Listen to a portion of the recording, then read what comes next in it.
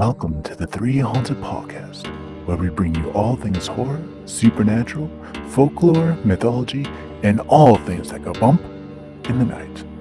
This is your co-host, Ashley Lunar Goddess, Gorilla Girl filmmaker and horror-loving cinephile.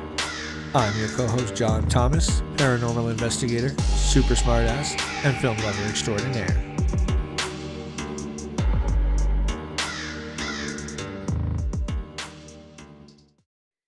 What's up, ghouls, gals, and all of our stargazing pals? In today's episode, we'll be talking about astrology and horoscopes. What do your star signs really say about you? Are horoscopes real, or are they just a bunch of phony baloney? Join us and our special guest to find out. But first, a word from our network sponsor. Are you looking for more awesome podcasts? Head on over to withoutyourhead.com for access to the Without Your Head podcast network, where you'll find a variety of podcasts sure to keep you entertained and coming back for more. Welcome back, everybody. Like Ashley said, we have a special guest today. Her name is Carol Starr. Carol, welcome to the show. Well, I'm happy to be here. Welcome, we're happy to have Carol. So tell us, Carol, about yourself. What is your experience in the astrology and horoscope world? Okay. Well, I started over 30 years ago. And when I was 3 years old, of course. No, I'm kidding. And I was looking for something to do with my life. My kids were getting, they were in school, and someone said, "Have you ever had your chart done?" I said, "What is a chart?" What? So I went and had my chart done by my mentor, who turned out to be, I was in love. And I thought, I'm going to not only become an astrologer, but I'm going to become a well-known astrologer. And I even hired a girlfriend as a PR person. She acted as my PR person and got me on TV and radio. And then I had my 7 years. I had my 15 minutes of fame, which was about 7 years. And then we moved. Life changed for me. But I've always been with astrology and also with psychic. I am psychic, but not names, dates, and places. I just know when people talk to me what's going on in their lives and what's going to happen. Okay, so it's like an intuitive gift that you like an empathic, but also I have predicted things much to my surprise sometimes. Yeah. So how did you go about learning about astrology? Especially back then, it's not like people could Google, right? It's not, let me hop on Google. I used to have to do astrology charts by hand, figure out all the math. Today you go online and at least I get my basic chart done in about 30 seconds. So I had to do all the work. And I did take a class. I took the lady who I went and had my chart read, offered a class. And so I learned about the basics. I went to about 4 or 5 classes. And then all it is really astrologers, I hear so much, well, my moon is here and the sun sign, this means that. Nothing means anything. It's the whole picture.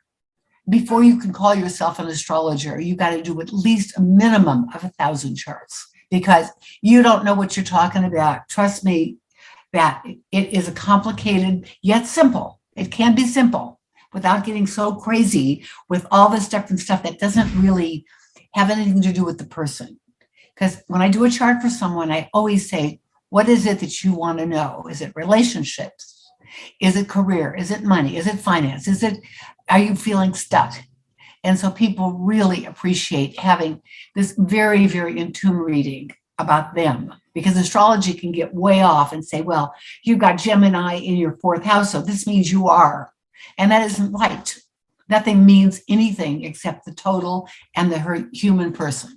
Now, when you say it's a lot of math, especially when you do it by hand, what kind of math are we talking? I don't do it anymore. It is figuring out, here, the birth, the time, there's different time zones. Mm-hmm. So when someone tells you they're born at 5 a.m., that can be anywhere different, anywhere in the United States or the world. So we have to change everything over to a different time zone. I had to get a tutor to help. It was math is not my thing. So today I'm just so grateful. Unfortunately, fortunately, there are so many different methods of running charts. There's the whole house, there's sidereal, there's tropical, there's just so many different ways. Vedic is a big astrology movement, and it's more about planets than the sun and the moon. It's a whole different theory behind it. And So you could be like your birthday. You can tell me your birthday real quick. July 26th. Okay, so we know that you are a Leo, but if I did your chart with one of the other systems, you might turn out to be a Cancer or a Virgo. Oh, wow. Yeah. Yeah. So I stick with one basic thing. I do tropical and I do whole house, whole sign. It's all equal houses. It's easy to do and it works. It's worked 100% for me. Astrology is something that, of course, I'm on TikTok. And when I do a live video, there's only one question everybody asks. I'm a Scorpio. How do I get along with a Gemini? How's a Taurus and a Capricorn?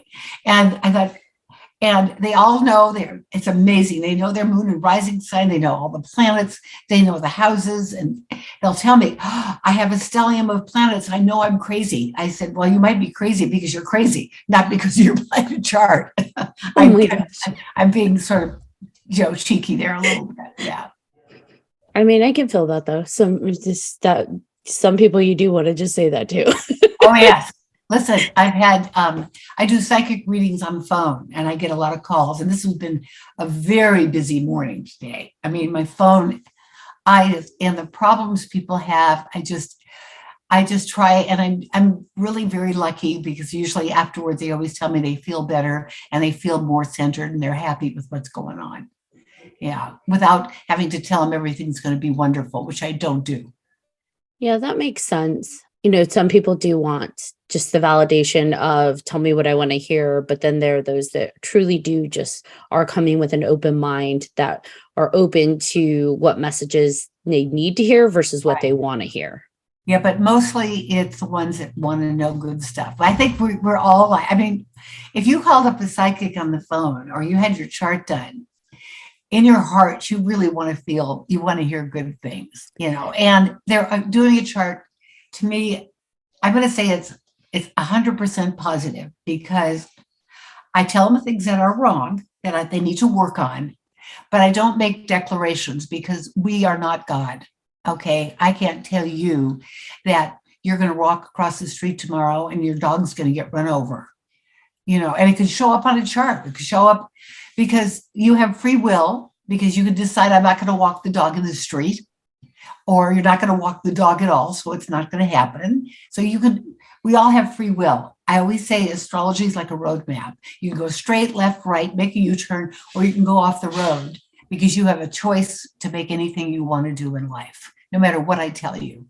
So you said you take calls, you're doing the psychic calls. And I think when we had talked previously, you mentioned that for a really long time, you were in the United Kingdom, you were part of I'm no longer with them. That was for astrology readings. And what happened is it's a celebrity messaging company, and they decided to add a spiritual base to it. So they got life coaches and tarot card readers and me. And they were not prepared because celebrity messaging takes between 30 seconds and a minute and a half for these 30 and 40-minute readings that I think it broke down their machinery. It wasn't working anymore. So they kind of had to let me go. And I am on my own with my own website now, and I am so much happier. I get to stay in touch with my clients. I write to them, ask how I couldn't do this before. If they want to recommend somebody or they want me to do a different chart, we can talk about it. And it's been great.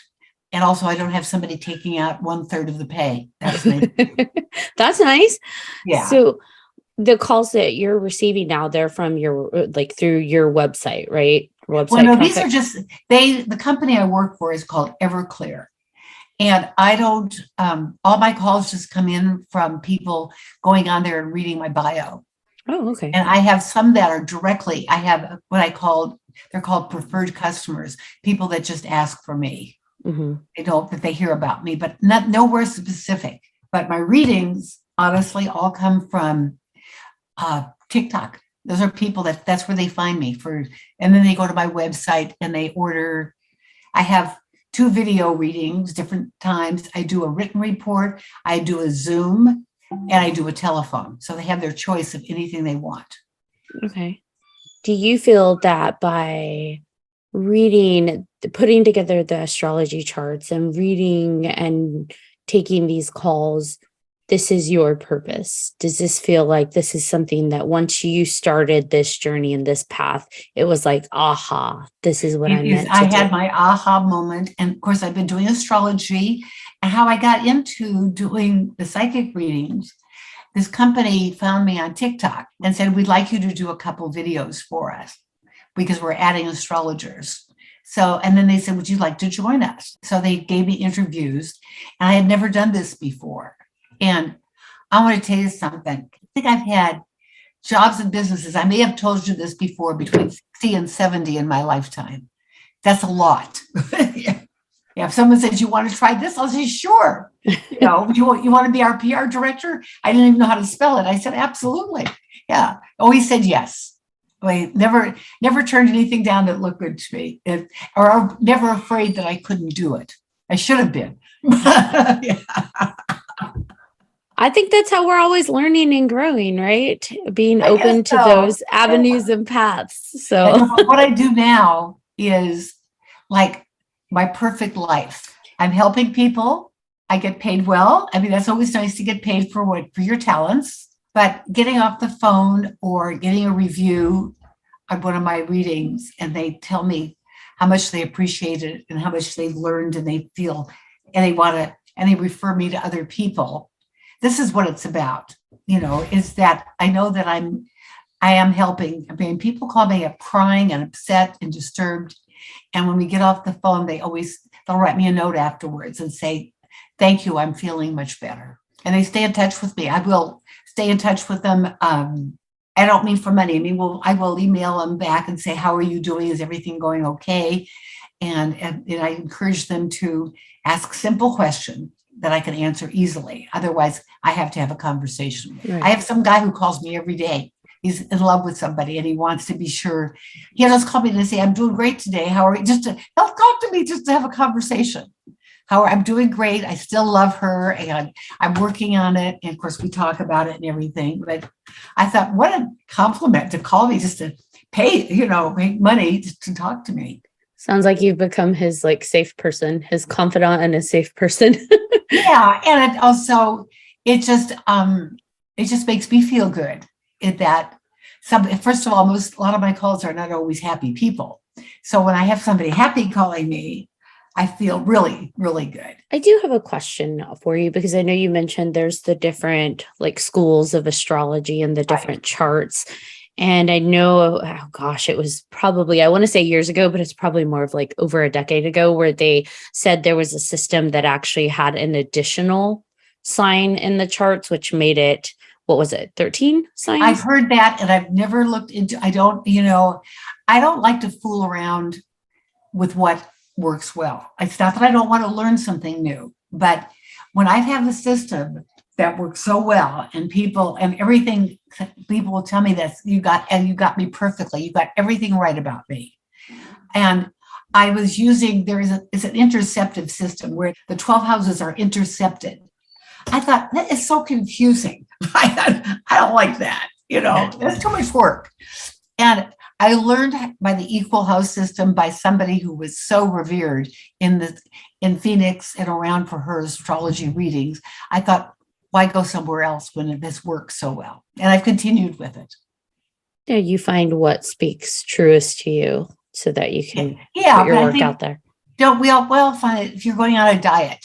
There's 25 million diets today. There are to the point where you're exhausted from them, but you'll pick out one that resonates best with you. Maybe it's going on a Mediterranean diet, or maybe it's going on a keto, or not. I love all the names now. We've got keto, we've got vegan, we've got paleo. You got your choice. And the bottom line is, in dieting or whatever it is just change your eating habits and stick with it and eat healthy. Okay, you don't need to spend billions of dollars on people pepping you up and all that. Just take care of your body. It's worth it. Yeah, in the 80s and 90s, there was a big boom on the psychic hotlines, and there was the ads out there. And I mean, there's still random ads, but it was big. I remember watching USA Up All Night, and there was at least 30 ads a night of calling into the psychic hotline. So yeah. Have you found that it's tapered down, or is it still a pretty active, thriving business without all the inundating ads? it is very, very, because people today are living in a very tough world. Okay. Our landscape, besides the world unrest, the inflation, the border, we have so many problems going on in our world. And then they have their personal little world that feels very disrupted too. And I think that one influences the other a lot. So they very much need to talk to somebody. And I think it's alive and well. And astrology goes up and down too. And it's high right now with the Generation X, is it, in the younger millennials. I'm going to say my readings are mostly women in their early 20s. And sometimes I get them in their teenagers. The ones on TikTok are all ages, but it used to be over 40. And now it's pretty much mostly under 30. They're knowledgeable. They know about, like I said, they know about their son. They'll tell me, well, my son is here. Why isn't this happening? I said, beats me. No, I don't know. Yeah, I think that, the age of information and the age of everything at our fingertips has helped people get access to the information. They just don't always know how to interpret it or absorb it in a way that makes sense to them. So having people that have taken that time of decades of experience, walk them through it is really helpful. And I think right now, especially like the spiritualism and new age, that's a key really word. Trending. Yeah, you notice that spiritual, never heard it very much up until a few years ago, but it is like these companies are adding their spiritual readers. We're like a unique brand here. And it just becomes so, I think this is hotter than it was back in the 80s and 90s. It was all about, that was our only, we didn't have all this internet stuff. We didn't have anything but the telephone. So the telephone, even TV was okay, but the main communication was really on the telephone. So that's why they always have these hotlines on the phone. And the company I work for, I do text too. We actually type back and forth. And I have to always tell them in the beginning, now, this is going to take longer than if you called me on the phone. And I'm really honest with them, just because sometimes somebody got mad because after 1 minute, I didn't give her answers to everything. After she had written me, and there was 1 minute, total of 2 minutes. And she said, well, you didn't answer my question. And so I wrote her back and I said, give me some more time. This has been unfair to me. And she did. And we've stayed in touch for a while. Yeah. Yeah, this is definitely kind of an impatient era because everything is so quick at our fingertips. But don't you find, let me tell you, if this happened to you, have you gone online to order something or to do something and there's a glitch and it's not moving, you move on to the next one? A lot of people, I'm not going to see her fool around with this. I'll go with another company. We've done that before. We all have done that. And that's why when I fixed my website, everything is, I made a mistake the first time around last year and had a 2-step process. People ordered all these charts and nobody paid for them. It was very bizarre. Okay. I know they had their information, everything about them. They ordered the chart and they had to hit another button to pay. So I went back to that. I paid some more money. Everything is a one-stop shopping. Bang. Okay. They hit that and they get to order from any credit card they have, any pay, all the different, they have different, like a lot of different ways to pay. And I haven't had a problem with it since because they're impatient. They don't want to have to worry about pushing the second button. Carol, I also want to take a step back too, because you said something about the spiritualism it's something fairly new. That word is being thrown around a lot. It's like the new buzzword. But, from my perspective, I think it's interesting because we've got a few things unfolding. And we look at the decades of what's happened in the religious communities where, and something you said even earlier, people are calling in not for bad news. I don't think anybody wants to just call in and voluntarily hear bad news. They want to hear potentially what's good that's going to happen. And unfortunately, in the past, a lot of different religions are very like fire and brimstone. So it can be really just intense and uncomfortable. And so I think with the age of information where everything's at our fingertips and we have alternative paths now to, like you said, spiritualism, to feeling good within ourselves, our energy and our whatever we want to call it, our soul, our spirit, and wanting that alternative path to feel healing in there without having to identify it to something specific through different religions. And we're getting more in touch with ourselves. Yeah. And I think we discussed this over the past few seasons, is that there is like this awakening that's going on with people. They do want to connect again. They do want to see what's out there beyond what we see. Because we've become a disconnect with, Mhm. with the cell phones, with texting, with so many ways to communicate that you don't even have to talk, or you don't have to get together. And at meetings, Zoom meetings, nobody has to get together as much anymore and talk in person. They go to their Zoom online meetings and do everything. And when you have to be, and I mean, listen, I do charts that way with videos and meetings too.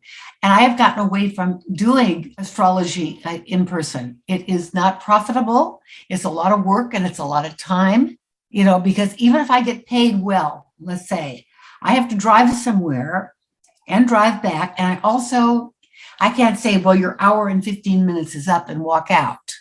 Whereas I can time it when I do it in a meeting, or even though I do phone conversations, and I was charging for a half hour, and they both lasted till an hour. And I knew they would, because I didn't want to I would never cut them off because they wanted to talk some more, which was just fine with me. Yeah. So I think that we are in this hurry up and let's get this done sort of mood in life. And even though I'm of an older generation than you, I'm part of that. I am too, and I do know, this is just sort of off the track. I was thinking about it this morning, how they always say, ask a busy person if you want to get something done. And the reality is, when you don't have enough to do, you're really busy. And when you have a lot to do, you're not so busy mentally. Do you know what I'm saying? Because when you have a lot to do, you could take in one more thing. And if you only have like 2 things to do in 5 hours, well, you're too busy. I can't do that. I have been there. We want to fill our time up. And when we have empty time, like let's say you're going out and it takes you maybe 15 minutes to get ready, but you'll leave a 2-hour gap in there to get ready, which you don't need. I'm just saying, it is, we have a different concept about time. And I think that people are in a hurry. They're always in a hurry. I think too, we keep ourselves busy because we want to feel like we have a purpose. I think when we're left alone to our own devices for far too long, we start to question ourselves. We start to question our purpose, and it becomes something where it eats us up. I think that there are a lot of self-help books out there and a lot of workshops on how to heal yourself and how to become something, because I think right now we are at an age where people feel lost. A lot more people feel lost. Yeah. Well, don't you notice? I just laugh. There used to be, let's say you went to a psychiatrist or a psychologist. Today, you've got a coach for going on a diet, a health coach. You got a coach for feeling lost. You have a coach for getting back your self-esteem. I mean, I read it online. There's like 50 different types of coaches to go to. And I think, where do you go? And then in the medical field, there are, beside doctors and nurses, there are all kinds of different specialists for an OR room. And then there's one that does this. There's one that turns the knob on the door, and the other one shuts the door. You know what I mean? There are so many choices today, from the cereal department at the grocery store that used to have 6 cereals to like 200. And I think what happens, I was getting to the point of this, is that we have too many decisions to make in life. Okay. We used to have a whole lot less decisions. And today, if you want a pair of white pants, they come short, long, tight, big. I mean, you know what I mean? There's just so many. What do you want? I think it's overwhelming. I do. Yeah, a lot of people experience decision paralysis. Yes, it's a decision-making paralysis is a thing. Oh, I believe it. I have it naturally. It's my birthday month. And I talked to another Libra. I said, do you suffer from indecision? And she said, not for important things. I decide when we're going to move, when we're buying houses, but what am I going to fix for dinner tonight? Or in a restaurant, I go through horror. I can't make up my mind. I think we definitely have a lot more options. And I think that's directly related to, we have a lot more people. So there's, people are able to express themselves in any way they want. You have the, designers who are like, I'm going to create 50 versions of the white pants, right? Because there's so many cooks in that kitchen. And so definitely the options are out there. And I like it when you could buy an apple pie. If you bought an apple pie, it had a crust on it. Then there's new ones with this. And I'm just using it as a poor example. All kinds of apple pies that you can buy, and all that. So one thing I'd like to talk about today, because I think it's of interest to people, if it be okay, is astrology compatibility. Okay. Because I think that if that's okay, I was thinking. Yeah, absolutely. Go for it. So everyone thinks compatibility in astrology is just your sun sign. Okay, you're a Leo, I'm a Libra. So does that mean that we're going to be good friends? Well, I don't know. But I think that when I look at the moon signs, which is your emotional personality. So how does your emotional personality work with your own sun sign? Like I'm a Virgo moon, for example. So that's very practical, very health oriented, very organized. And my Libra is very frivolous and jumping around. So how do these two work together? And who am I going to be attracted to? Is it a Virgo, a Libra? So my Libra personality is no longer the same as it was 5 minutes ago because of that. And my rising sign is Virgo. I'm so overly organized that I can't find which file I put things in. I have so many files. And then I have my Mercury, which tells me how I communicate. And that's in Libra. So am I going to get along with another Libra or air sign like Aquarius or Gemini? Because we all think intellectually. So then there's Venus, your love nature. How do you respond in love? Scorpios are intense in their love, and Aquariuses are kind of a whole hub. I have 6 things I put together: Sun, Moon, Rising, and I put Mercury, Venus, and Mars. And the Venus, of course, your love nature. Mars is your energy, mental, physical, emotional, and Mercury is how you communicate. Those are the 3 things that matter in a relationship: how you communicate, how you love each other, and the energy that you put into the relationship and compromise. So I take all 6 of these and I jumble them all up together and decide, and they don't all have to be the same, but they have to have, like, you're a Leo, and I think that maybe you would get along with somebody who has a Leo moon sign. I will look for that repetition because Leo and Sagittarius are both fire signs. So you'll get along with Sagittarians, Leos, and Aries in some area. So it's very complicated. So when people tell me I'm a Gemini and I'm in love with a Scorpio, is it good? Is it good? Is it good? I said, well, maybe you better tell me, because I feel like, let's look into your whole chart. So there's a lot of synastry. They call it synastry, when your charts go together. And sometimes the worst aspects in certain areas make the best relationships. But I have to know that. You can't have somebody that doesn't know astrology say to you, well, you got a Scorpio moon and you're with a Gemini. It's not going to work, because that's not all that's necessary. So without getting too complicated, it's all about mix and matching. I mix and match the signs to see how they work together. Yeah, and I think that's where I have always kind of come to an impasse with where I stand. Like, how firmly do I understand and believe in astrology, is specifically with the horoscopes, because I wonder with how people, like, there's so many people born on the same day at the same exact time, and finding that they have like the same personality. That's a lot of people to say that they have the same personality traits. But I do find, and if you like, for fun, I'll go through some of the traits of each sign that I see almost all the time, regardless of everything else on their chart. There are some traits. It is, and then people say, well, Venus is, what is it, like, let me see, Neptune is in Virgo, so that's good, bad luck for me. Well, Neptune isn't a sign for up to 14 years. I hope not. Do you know what I mean? And there is no absolutes in astrology. There's no such thing. And I do a lot of forecasting for people. Sometimes they will order a chart and that's all they want to know is what's going to happen for the year. And so there's just so many different ways to go with it. But I think that pop astrology is at remember the old thing, what's your sign? Mm-hmm. I ask people when's their birthday. I refuse to say what's your sign. Yeah, I refuse that. Leo's like example. Okay, there are loud and boisterous and outgoing Leos, and there's very quiet Leos, but they always are seen and heard. They always make their presence one way or another. That's one of the absolutes about Leos. I like to start with Aries. They always want to be first at everything. I have never known an Aries that didn't want to push their way to the front, to be at the front. Yeah.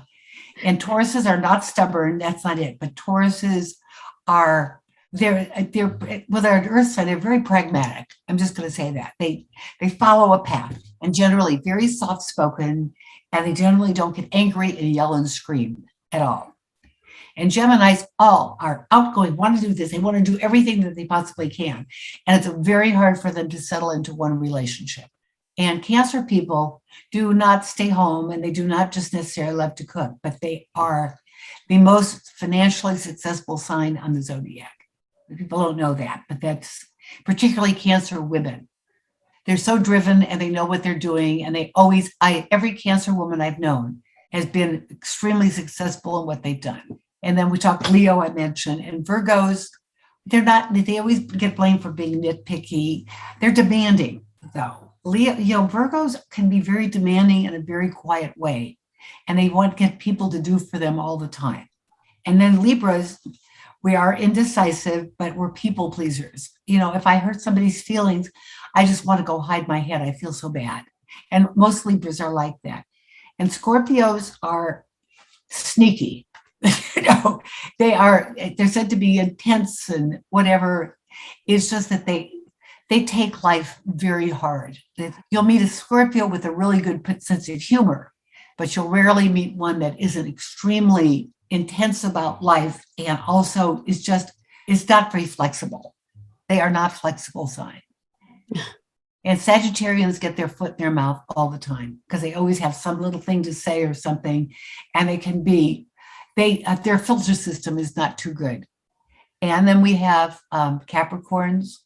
Capricorns, they're always said to be organized and planning ahead and doing that, but they can be real, I don't want to use the word. I'm going to use the word taciturn, Saturnine, because they're ruled by Saturn. They can just get quiet and not talk and not communicate at all. And they do that a lot. And Aquarians are nuts. No, I'm kidding. Now, because I know you said we have free will. All you can do is kind of give, here's a presentation, but ultimately we have free will. So do you find, or I guess, do you believe that people that have these like predispositions to these personalities, if they are traits that they do not enjoy, can overcome those? It's a really good question. And I think they can if they want to, but I feel that, I know this sounds really strange, but people who are, let's say, mean and bullying, they enjoy that. They don't want to change. They don't look at themselves as bully. They look at themselves as a top gun guy that can go around and do whatever they want to say. They don't use the word bully. They would hate that word. They just feel like they're in control and they can control everything around them just the way that they want to do it. And can you change? If you're a worrier, it's really hard to change that. Okay. But yeah, I do. I think for the most part, if it's something that I have changed in something that I may not always feel it inside, but I will express the change because I think I should or I will. So changing your innate personality, that is such a tough question. And I'm not 100% sure. I think we are born with what we are and who we are, but we can modify it, make it better, and not dwell on what it is. Is that clear? Yeah, absolutely. Yeah. So when I first met my second husband, he talked about himself all the time and never asked me anything at all. And he learned over the years now when I come home, how did it go? Did you enjoy yourself? What's going on? He's learned how to be more about outside of himself. So you can change.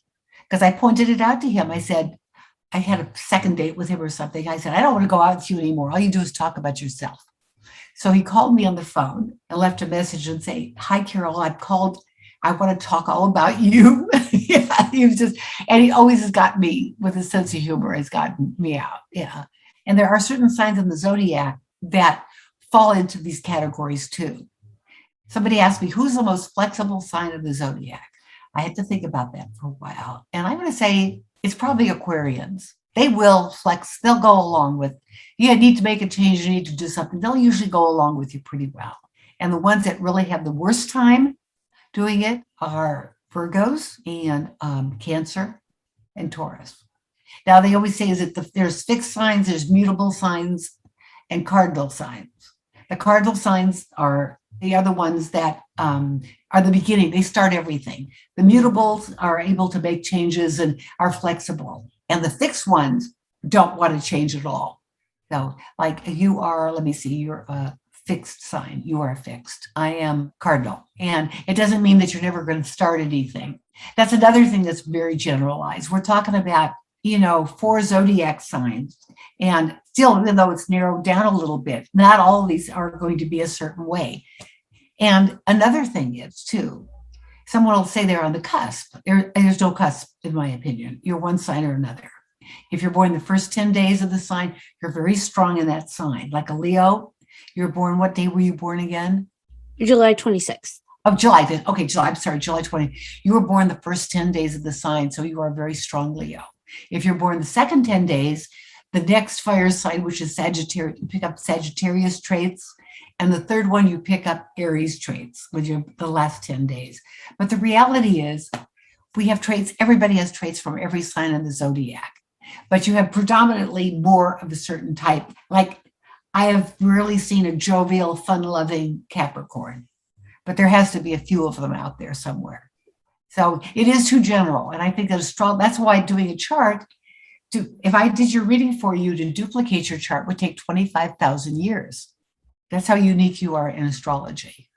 That's a lot. Yeah, that's a whole lot better than having 1/12 of the population all be serial killers or something, Yeah. So do you find that doing all of these charts back to back to back, and how much you've answered these lines over the decades, does that take a toll on your energy? Like, does it deplete you to do that? No? No, because I, not even the calls don't either. Sometimes when I get off a call, and I've had somebody really tough, really, I mean, they yell at me and they accuse me or say nasty things or whatever. Not real bad, because I would get off the call. Sometimes I get off the phone and I'm like, it takes me about a few minutes to recover. But when I do charts, no, I don't look at them that way. I'm looking at them as discovering a person, helping them out, and they're all different. And I don't see any like terribly negative things or feel it. I do not internalize the charts at all. I don't. But I read them with honesty and I face up to what's on there. And sometimes I do some research. When I do a longer reading, I want to be sure I cover everything because I can't remember everything. And I have a couple of places online that I trust. And I will look up, let's say the moon is in your 4th house. Now, I could probably tell you right off the bat what that means, but I want to look up and be sure that I didn't leave out something that's important. So I will look it up. You said you're also empathic and you've got like the intuitive. So does that ever create connections that, like lingering connections? Yeah. What happens is it helps me read the charts because and these are people I never get to talk to. I don't have, at least on the phone calls, I have a voice. This is something sometimes by the way they write. If I ask them to tell me information, I can tell just what kind of person, how they feel about life by the way they form their sentences. So that helps me. But other than that, I just have a birthday at a time and a place. I don't have any other information. I know their age. I don't know what they look like. There might be somebody that's really absolutely gorgeous and she's concerned about all these different men in her life. It depends. So for the ones that do create connections with you, how do you kind of cleanse yourself of those connections? I take a bath. No, I'm kidding. Well, that's straightforward. I've heard running water does have an effect.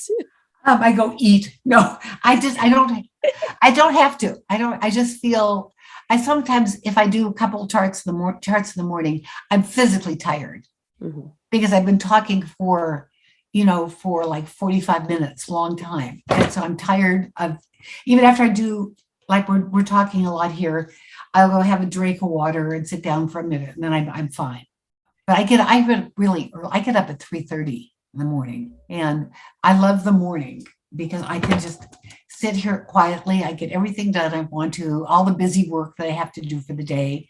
And then of course, by 1 or 2 o'clock, I've already put in a long day. So I will go and maybe read and take a little nap. And of course, I go out to lunch with my girlfriends. I do fun stuff too. So it kind of just naturally clears those connections. Yeah, it's really something that I really haven't given a lot of thought to. And some of the calls are upsetting, but I don't buy into them on a personal level. I won't allow that. But I do try to get into their heads and understand, when they're writing to me, how they feel and how painful the pain that they're going through. And I'm able to feel it and I'm able to let it go afterwards. That's awesome. I'm not sure I would have that ability to shake that off. That's I can do. Yeah. It sounds like this really is a field that is your space, because I think that I put myself in those shoes and wonder, how would I, if I were working with people, especially because people coming to you aren't coming in like, my life is perfect, I am on the right direction, I've got all the answers. These are people that are really struggling with something, right? They're looking for answers for something. Initially, they all are. And I have a few that used to call me a lot, and they've stopped calling me. And I've written to them, and we write back and forth a little bit. And they've cleared up their problems. They're doing really well. So they don't need me anymore. And that's okay, because they know I'm there if something comes up. There are a lot of them that just get on and they have 2 minutes. They want to know, is Johnny coming back to me? And I have to ask a few questions, and they don't like it that I ask questions, because I got to know something. I have to have something to grab onto. Right. And the basic thing is that most of these men or whatever do come back in one way or another, not necessarily the way they want them to. Yeah, that's oh man, it's great. Whether it's astrology or whether it's therapy or whether it's, we have so many, like you said, so many types of life coaches out there, spiritual coaches for our body, physically, mentally, emotionally. We have it, but people have different avenues of finding that spirituality or the answers or the help that they need, right? Whether it's going to the astrologer, whether it's going to, but I worry they about need help. These coaches get a 6-month certificate and they're acting like psychiatrists. And also these health coaches, they get a 6-month certificate. What do they really know about dieting and food? It takes a lot of years. I'm not an expert, but all my life, I've written a couple books on staying healthy and eating right. And I don't have all the answers, and I'm always studying more. And I do know that when you eat healthy, your percentages are that you're going to live a healthy life and you're going to feel better. That's the big thing. Not that you're going to live longer, but you're going to function better and feel better. You're going to sleep better. You're going to live better. You're going to be happier because you're not filling your body full of sugar and bad and preservative stuff. Because we live in a toxic world today. You know that. And food is all heavily, heavily preserved. So I always say, whatever you eat that doesn't have a label is good for you. If there's no label, then it's healthy food. Yeah, but like you said, any body is different. And so some people can't process, even if it's healthy, whole fruits, it's still sugars. They can't process as much as maybe someone who doesn't. Oh, no, I know that. Such a common sense. Yeah. And so for me, I think that's kind of where these coaches come in. Like you said, using the common sense to discern, is this person full of baloney? Exactly. Or listening to your intuition. Is what they're telling me, is that some kind of truth that's speaking to me? I think that it really just comes down to people learning to connect into their personal truths, because each person's truth is different. So does that ring of something inside of me that says that is truth? That is what a message that I'm supposed to hear. It's hard and it gets expensive because not everybody is paying for, well, I'll be your spiritual coach and teach you the ways of the shaman for $99.99 a month. And well, I'll be your fitness coach and teach you this for $400 a month. You see are these ads, even when you join a Facebook group, they have money for joining the top one, pay another $15 a month, and we'll give you A, B, C, D. And there's so many offers on stuff online, constant offers. I get them in my email. I get them everywhere I go. Everybody's got something to sell. They got something to add. If you join a group, well, why don't you join the top of the group and pay more and get more out of the group? Why can't you get that from just belonging to the group? But it's not like that anymore. People have their hands out. There's a lot of money. They're not afraid to charge it, and people go for it. They think, oh, this is my spot. And we're all guilty of something similar. So I don't know what person thinks that an astrologer, what makes them good. There is some kind of certification, which I never got years ago. And I don't think that has anything to do with it. I think it's about talking to people and dealing with people at a level that using their signs and the planets. I believe that because I don't look at my own chart very often. I don't want to see that. No. Well, I think it's like you said, it's about compatibility, whether it's a business, professional, personal relationship. At the end of the day, it's still about compatibility. It may not be the astrologer that connects with you. That doesn't mean all astrology is bad or all, Right. XYZ is bad. It's just finding the compatibility of what individual works with you. A friend said to me one time, and I love this comment better than anything. He said, there are some people you like no matter what they do. There's some people you don't like no matter what they do. So the person you like can do some terrible things, but you like them. I think about that a lot. There are people that are way off base, kind of weird, but I like them. And that's the same thing, who you're going to connect with. And of course, I only connect through the internet, and they connect with me through my voice. If they like my voice and they like the way that I talk, and on the video, if they like the way I look, then they connect with me. People need to be talked to lovingly and caringly. I did that, only yelled at one woman on the phone. And all I said to her, I said, you got to get off my back. I said, you got listening to me. I want you to be quiet, and I want you to listen to what I have to say. She got me so riled up. Trust me, she did before. She stood screaming at me, and she calmed down, and we're fine. And she called me back another time. So, but I don't usually do that. Most people are so nice to me and so kind and so appreciative of what I say that I rarely get somebody that I have to do that to. So I'm really grateful for that. Yeah, I think this has been really awesome. I appreciate you coming on. Are there any last thoughts that you want to share? I'll be honest, I've always been kind of like iffy when it comes to astrology. I'm like, I'm not sure I buy that. But the more conversations that I've had with you, the more I kind of lean into, you know what? There could be something very valuable there that for myself personally, I think it's valuable for a lot of people, but for myself, I feel like, wow. But thank you. No, I've just enjoyed talking with you today. It's been a lot of fun.